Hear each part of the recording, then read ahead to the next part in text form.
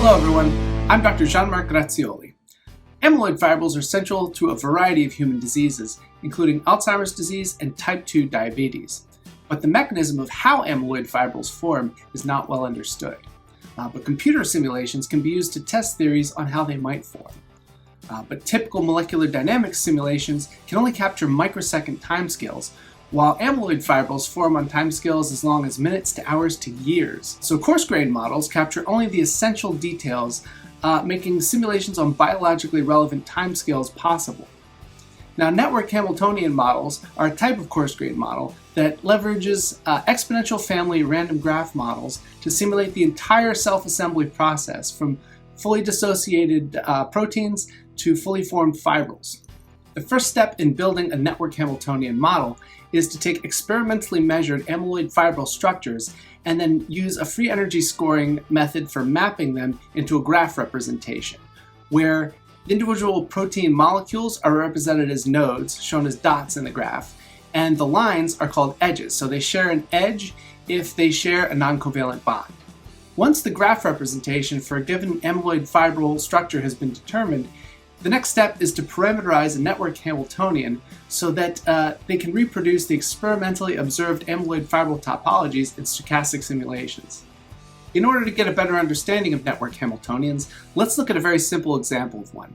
So here we have h of g, our Hamiltonian, which consists of theta, which is a vector of real numbers, and these are the parameters. And then we have t of g, which is a vector of sufficient statistics. So think of these as counting functions that count the number of times we see something in a graph.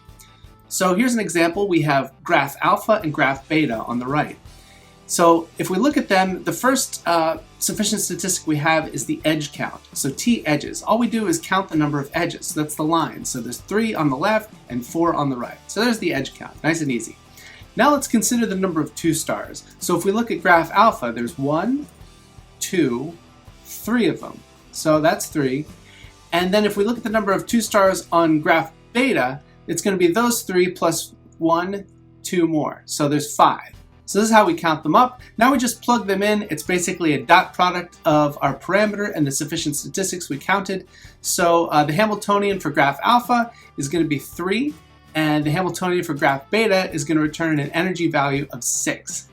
So we see here that the delta H for going from alpha to beta here, forming that bond, is actually an uphill move energetically. So the two-body term, that edge, shows that's exothermic, which we expect, but then we've shown here that you can add a penalty for forming 2 stars, which you can think of that as like a steric interaction, perhaps bending something, things of this nature. But how do we find these parameters that are able to reproduce these experimentally measured fibril topologies?